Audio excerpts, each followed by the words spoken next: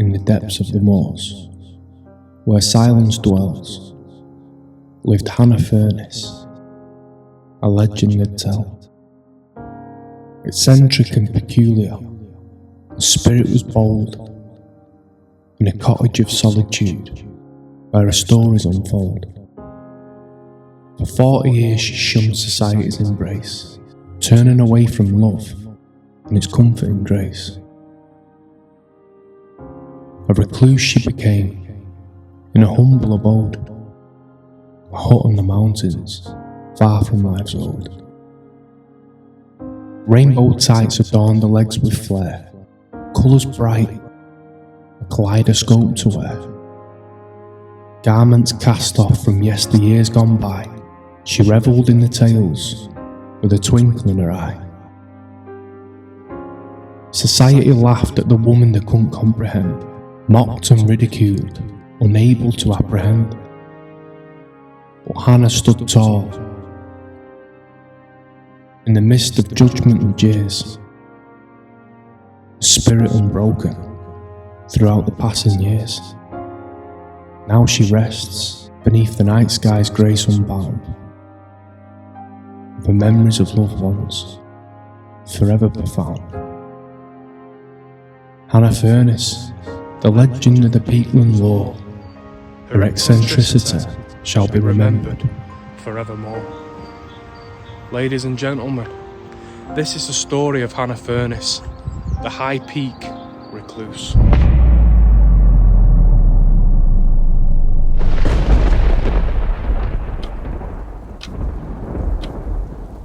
A newspaper article, printed way back in 1905, caught my eye, and it simply read, "The Peak Recluse."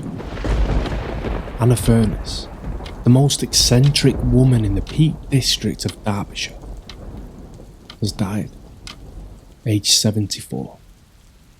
For 40 years, she had led a life of recluse in a small cottage, little better than a hut, in a secluded situation on the mountains some miles beyond Chapel-on-Frith. She dressed partially in male attire, and garb of every conceivable colour, the cast-off clothing of a century back. She attended the cattle market and the church until recently. All classes made pilgrimage to a curious hole, and she was famous on picture postcards.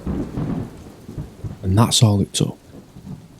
I simply needed to know more.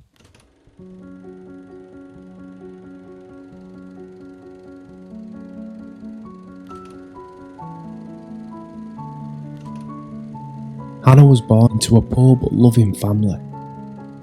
They had very little, but what they lacked for in wealth, they made up with it in love. A tight-knit family by all accounts, with a father Peter, a mother Anne, and sister Sarah. At the age of 21, Hannah was down as working as a servant girl at Birch Hall Farm in Hayfield, and she'd been living there too, before moving to Peaslow and working as a dairymaid, and life seemed to be going well.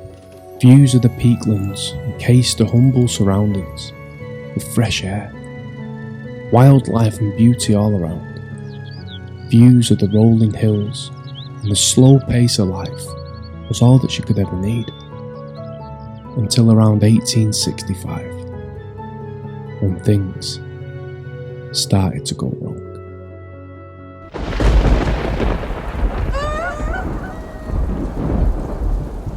And her life began to fall apart before her very eyes. Within a short space of time, Hannah had lost both her beloved parents. Her sister married and moved away, leaving Hannah all alone. In a world where she was so dependent of the support of her family.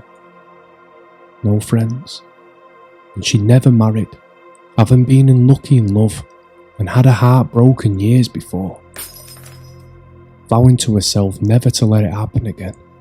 and given everyone that she ever loved was now gone, she locked herself away, living in what could only be described as a small stone hut, isolated. The floorboards were in ruins, and the windows cracked and broken, with old rags stuffed in the holes to keep out the rain and wind. You could see the midnight sky when lying on a bed, as the roof was in such a dilapidated state. The bedpost had weeds and ivy growing around it, and it was reported that on any given night you could walk past her house and see the warm glow of the candles as they flickered and dimly illuminated the small hut that she called home. And bellowing at the top of her lungs, Hannah would recite verses of the Bible, which could be heard all across the moors, as her voice would be carried by the howling wind.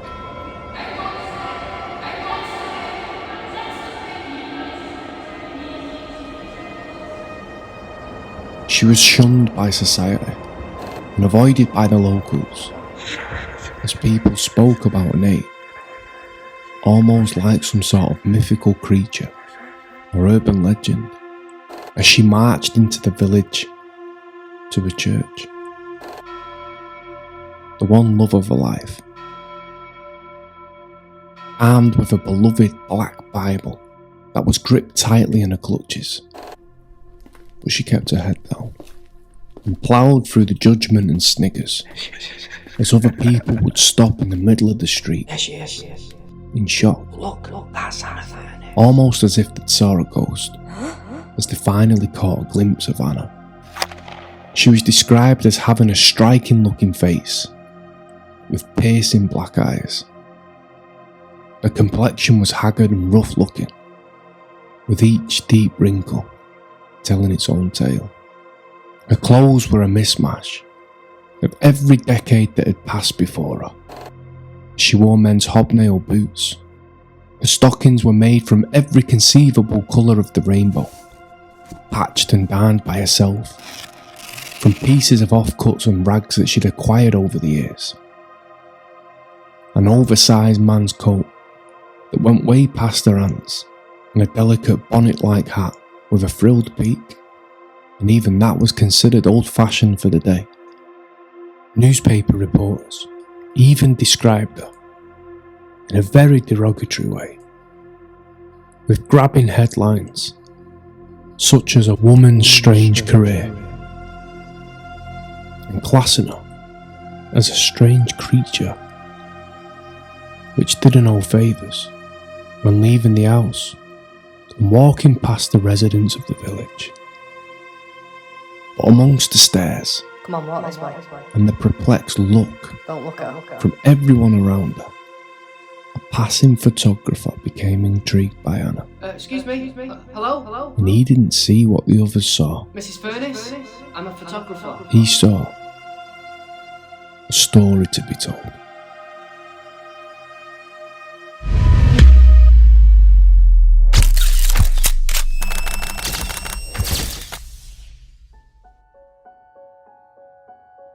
He captured the only known photographs ever to exist of Hannah Furniss. She's standing outside her beloved home with a menacing look on her face, complexed and puzzled, her eyes fixated on the camera and lost in her own world. To me, it looks as though she's putting on a hard face, almost as if she's ready and bracing herself for some sort of negativity once people see the photo. But if you look a little deeper and look into her eyes, the photograph captures a moment of vulnerability, a glimpse into a life that she kept so private. It's an expression of a woman that's been through an awful lot in her life: tragedy, heartbreak, and 40 years of being alone. It's a powerful photo And without the photographer, seeing something that nobody else did that day, these photos would never have existed. And neither would this video. Once the photograph was published, it gave Anna a celebrity status, as she was the face on the picture postcard for Chapel on the Thrift. And having your photograph taken for a postcard back then was as good as going viral on social media today. But as the photographer scratched the surface of Anna and peeled back the layers of her personality, he found that the hard-faced exterior image she perceived was a total contrast to what was within. She was a deep admirer of wildlife that surrounded her home, and she invited the birds to come into her room as they'd flock to her window and settle in her company, seeking friendship through something that wouldn't judge her, Mother Nature. Well, these stockings I've done myself. The rainbow-coloured stockings that she so carefully darned herself made her feel more happy and projected how she felt on the inside. It's helped me bloody ages. Living in a dilapidated home looked imposing to others from the outside, but she loved it. And she was noted as saying that she felt like the rolling hills that surrounded her, as far as the eye could see, See all these hills round here? all belonged to her, Well, they all belong to me. and it made her extremely happy. They're mine. She was content with her life, despite what people thought, and refused to go in the workhouse, which would have provided Anna with a comfy bed and a warm place to stay. But she was just fine the way she were, and happy with what she had. And as of February, in 1905, Hannah's life came to an end, and she sadly passed away, aged 75 years old, a face of resilience, and bold and courageous in the face of judgment and jeers, and may her legacy never be forgotten. So, what a strange kind of story. My heart really does go out to Anna, because she basically lost every single person that she loved, and she had nobody to fall back on. You know, walking the street back in that sort of time period, everyone would dress the same, you know, and as best as they could with what they actually had. But with Hannah, she didn't really care, you know, she had no one to impress. And just reading the story about how she would, you know, she had all these basically cast-offs from all the bits of fabric that she collected over the years. She had like sort of rainbow coloured tights, and back in that sort of time period, everything was sort of, you know, black and white. She was a colourful, eccentric character, but I can't even imagine how she must have felt, you know, being alone, having no one to fall back on, lost every single person that she ever loved. And it's enough to send anyone sort of into a reclusive state. And being so far away in sort of like a little hut in the middle of nowhere, and the only companions and sort of friendship that she ever had was the wildlife around her. And she'd invite them into the room and where she lived, but all she had was the love of the church and the love of the wildlife. But her one mission in life was that when she does actually pass away, she sort of said, please let like my funeral be the biggest thing, like I really want a real good send-off.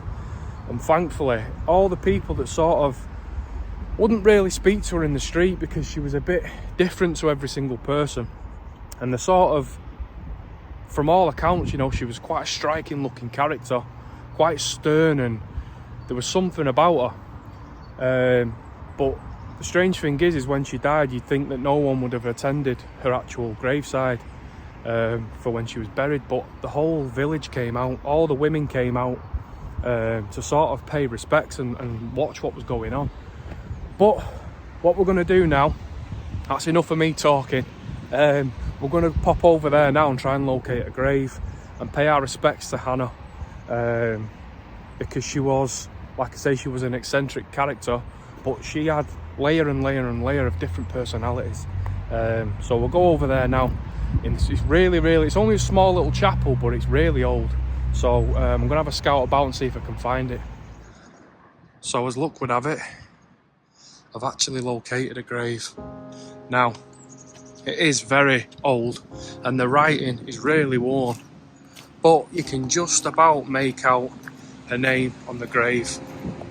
And I'll just take you over here now. There is something going on at the church, and apologies for the interference because of the wind and the road. It's quite busy today. But if we just come over here, now this is the grave of Furniss. And if you just look here, it's really hard to make out. So it says here Hannah Furniss, and he's spelt with an I. Furniss, but there's definitely an I, and a lot of people that have spelt a name have spelt it differently with the E.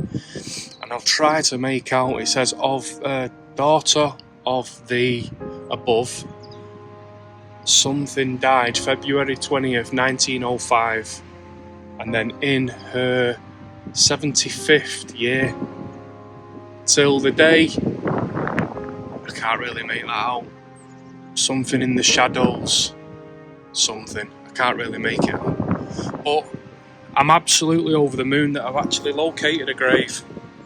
You know, the high peak recluse, the woman with the rainbow coloured tights. Yeah, we've located it.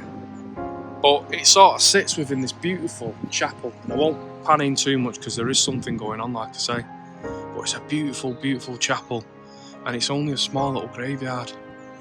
But this is where the final resting place of Hannah Furniss is. So, you know, beneath the facade of this eccentric recluse, she was a human. She was a woman with feelings, and she'd lost pretty much every single person that she held dear in her life. And my heart goes out to you, Hannah. You know, a lot of people sort of swerved you in real life, but deep down I'm sure you was a lovely, lovely woman. And I'm just really, really glad that I found your actual resting place. So rest in peace, Hannah. And may your story live on. The story of Hannah Furniss is an emotional roller coaster. And as a society, we've all been guilty of being too quick to judge someone without knowing the true backstory. Something as little as an arm around the shoulder or a simple smile in the street can make a huge difference to someone who might be going through a very hard time. And I'm sure if people did that for Hannah back then, they would have realised what a remarkable lady she was. So may she rest in peace, and her legacy never be forgotten.